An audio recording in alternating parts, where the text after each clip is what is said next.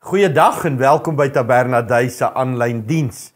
Palmsondag is tradisioneel die Sondag voor Paasnaweek en dan dink ons terug aan Jesus se triomfanklike intog in Jerusalem in toe op die donkie gery het. Jy kan onder andere in Lukas 19 die storie lees. Hy's op pad Jerusalem toe, hy stuur sy disippels, hulle gehaal vir hom die donkie.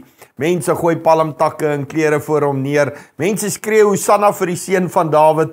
En dan 'n paar dae later skree hulle kruisig hom. Nou ek wil vandag so bietjie na die Palmdag gebeure kyk, maar ek wil so bietjie spraak maak of fokus plaas op die hele voorbereiding, hoe hulle hom verhoog het en hoe hulle hom vereer het. En kyk, wat is daar vir ons om te leer in hierdie situasie? So kom ons begin by die voorbereiding en daarmee sien ek 'n man, 'n onbekende man wat die Bybel nie vir ons sy naam gee nie, wat bereid is om sy beste te gee vir die intog van hierdie koning. Ek lees vir jou enkele verse daar in Lukas 19 vanaf vers 29. Toe hy naby Betfage en Betanië kom teen die Olyfberg, het hy 2 van sy disippels vooruitgestuur met die opdrag: gaan na die dorpie daar oorkant, by die ingang sal julle 'n donkie kry wat vasgemaak is, waarop niemand nog ooit gesit het nie. Maak hom los en bring hom hier. As iemand vir julle vra, waarom maak julle hom los? Moet julle so sê, die Here het hom nodig. Nou, hierdie intog in Jerusalem in wat die mense nie toe weet nie, maar wat Jesus self gewees het, hierdie prosesie om uiteindelik by die kruis te kom waar hy vir jou en my gaan sterwe, het 'n klomp voorbereiding gehad. Daar het goed gebeur. Nou, ek spekuleer nogal terwyl ek vir hierdie boodskap voorberei, en ek wonder by myself, hierdie onbekende naamlose man, wat sy splinternuwe donkie gee, kan dit dalk wees dat Jesus ook iewers vir hom 'n wonderwerk gedoen het? Terwyl hy op aarde was, het hy soveel mense se lewens aangeraak. Het hy dalk vir hierdie man ook 'n wonderwerk, of vir hierdie man se gesin 'n wonderwerk gedoen, en dat hierdie man gesê het: Here, baie dankie, maar as jy ooit iewers 'n guns nodig het, kan ek ook vir jou 'n klip uit die pad uitrol. Sê net, dan is ek daar en dan help ek jou. Maar hoe dit ook al sy, hierdie man, naamloos, ons weet nie wie hy is nie, hy stel al sy resources beskikbaar vir wanneer Jesus dit nodig het. Hierdie man kies om sy splinternuwe donkie, waarop niemand nog ooit gery het nie, vir Jesus te gee. Kan ek net so 'n side note maak, 'n opmerking maak, terloops? Jesus glo ek gebruik 'n donkie vir hierdie triomfanklike intog. En as ek of jy die skrip sou skryf, sou dit dalk op 'n wit perd gewees het. Dit sou dalk een van die destydse chariots gewees het, hierdie waans met 'n klomp perde om hierdie triomftog mee te doen. Jesus kies 'n donkie, en vir my spreek dit simbolies van hierdie koning wat in vrede kom. Die wit perd waarop konings gery het was dikwels die teken van ek kom om oorlog te maak, maar hy kom, hy ry op die donkie. En dit is ook 'n vervulling van 'n Ou Testament profesie. Kom ons lees dit gou, Matteus 21. Dit het gebeur om die profesie te laat vervul. Sê vir die volk van Israel: kyk, julle koning kom na julle toe. Hy saggeaard, hy ry op 'n donkie, ja, op die vul van 'n pakdier. So hierdie naamlose persoon in die voorbereiding vir die intog, die koms van die koning, gee hy sy splinternuwe donkie. Dink gou vir 'n oomblik wat Jesus vir jou gedoen het. Dink gou vir 'n oomblik die impak wat hy in jou lewe gehad het, en miskien nog steeds het. En my vraag daarmee saam, is jy bereid om ook dit wat jy het vir die koning beskikbaar te stel? Is jy bereid om soos hierdie man ook jou beste vir die koning van konings te gee? So in die voorbereiding sien ons hierdie naamlose man wat bereid is om sy beste vir die koning se intog te gee. Hier is die tweede een. Ek wil iets sê oor die verhoging. Die disippels gee ook hulle beste vir die koning se intog. Kom ons lees dit in Matteus 21. Die grootste deel van die skare het hulle boklere op die pad voor Jesus oopgegooi en ander het takke van die bome afgekap en het oor die pad uitgesprei. Eentjie verder sê hy, toe hy Jerusalem binnegaan, was die hele stad in beroering. Hulle het gevra, wie is hierdie man?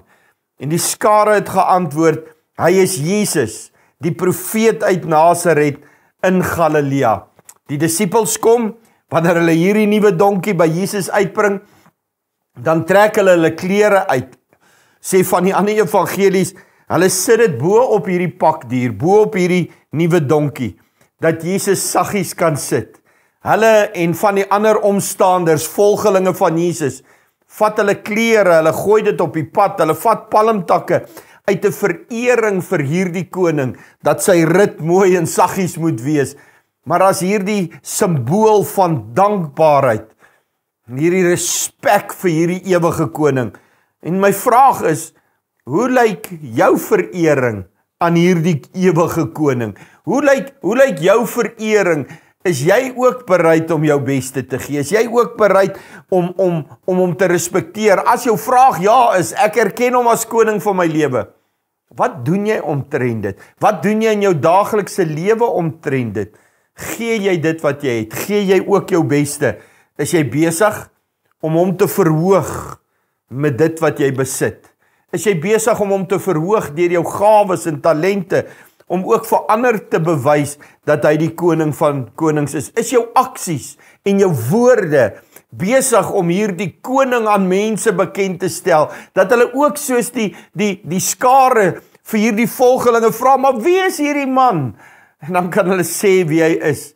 Is dit hoe jou lewe is? Kan mense sien dat jy hierdie koning aanbid? Hier is die laaste punt wat ek wil maak. Dit gaan oor die verering. Die volk besing hierdie koning se lof. 'n Onbekende man gee sy beste, sy donkie. Die disippels en die ander volgelinge, hulle gee hulle beste, hulle klere, hulle doen moeite, hulle besing hom. Nou kry ons die volk wat sy grootheid besing. Kom ons lees dit Matteus 21:9. Met Jesus in die middel van die optog het die skare uitgeroep, prys God vir die seun van Dawid. Geseënd is die een wat kom in die Here se naam. Prys hom in die hoogste hemele. Die ou vertaling het gesê, hulle sê, Hosanna vir die seun van Dawid. Lukas se weergawe is, toe hy nader gekom het, reeds op 'n afdraand van die Olyfberg, het die groot skare disippels God uit volle bors begin loof en prys oor al die kragtige dade wat hulle gesien het. Hulle het gesing, geseënd is hy wat kom in die naam van die Here die koning. Vrede in die hemel, die heerlikheid in die hoogste hemele. Die skare wat hom vir 3 jaar oral rondgevolg het, deel was van skares wat deur hom gevoed is, deur hom geleer is, deur hom gesond gemaak is, die wonderwerke gesien het van blindes wat sien, dowes wat hoor, lammes wat loop. Ewe skielik wanneer hy die stad triomfantlik inkom, dan besing hulle hierdie koning se lof. Hy het hulle genees, hy het hulle gevoed, hy het hulle gered. En hulle voel, hier is hy nou, die koning van konings. Hy is op pad om die nuwe koning van Israel te wees. Hy is die een wat ons gaan verlos van hierdie Romeinse keiser se oorheersing, die Romeinse ryk se oorheersing oor ons as Joodse volk. Min het hulle geweet dat hy nie op pad is na een of ander kabinet of parlement of paleis waar hy op 'n troon gaan sit nie. Hy is op pad kruis toe om vir hulle te sterwe. Ironies genoeg is dit hier dieselfde skare wat hier skree, Hosanna aan die seun van Dawid, prys God in die hoogste hemel. Dis hier dieselfde skare wat deur die fariseërs beïnvloed word, gemanipuleer word, om net daar later uit te roep, kruisig hom, kruisig hom. Is jy nog dankbaar vir wat hy vir jou gedoen het? En meeste van alles vir jou redding, dat hy jou siel gered het, dat hy hierdie tog aangepak het, kruis toe gesterwe het in jou plek? Is jy nog dankbaar daarvoor? En as jy is jy nog opreg in die manier waarop jy sy lof besing? Beide, somme net wanneer jy alleen is, of deel van 'n gemeente of 'n groep mense is, saam lofliedere sing, of sy lof besing deur dit wat jy vir ander vertel, deur jou manier van lewe. Hierdie selfde koning, wat hierdie dag triomfantlik Jerusalem binne gery het, se tweede koms is baie naby. En as ons hierdie eerste koms se gebeure kyk op Palmdag, mense wat voorberei en mense wat verhoog en mense wat vereer, is my vraag, wat doen ek en jy vir die tweede koms van die koning? Is ons besig met voorbereiding? Is ons besig om ons beste te gee vir die kerk en vir hom, sodat mense van Jesus sal hoor? Is ons besig om hom te verhoog? Is ons besig deur die manier wat ons praat en doen, om aan die koning van konings lof te bring? Is ons besig om hom te vereer? Kan jy opreg sê dat jy hom aanbid? Nie net wanneer daar 'n orkes naby is in die kerk om jou te begelei in 3 of 4 liedjies nie, maar in elke dag se lewe genoeg lof en eer aan hom bring vir sy grootheid en sy goedheid. Jesus het gekom en ons gaan dit volgende naweek vier, maar hy kom gou weer en ek en jy het 'n rol om te speel. Kom ons bid saam. Vader, dankie dat U seën gegee het. Dankie dat ons in hierdie tyd kan terugdink aan Jesus wat gekom het en sy rol op aarde en hoe hy sy missie vervul het.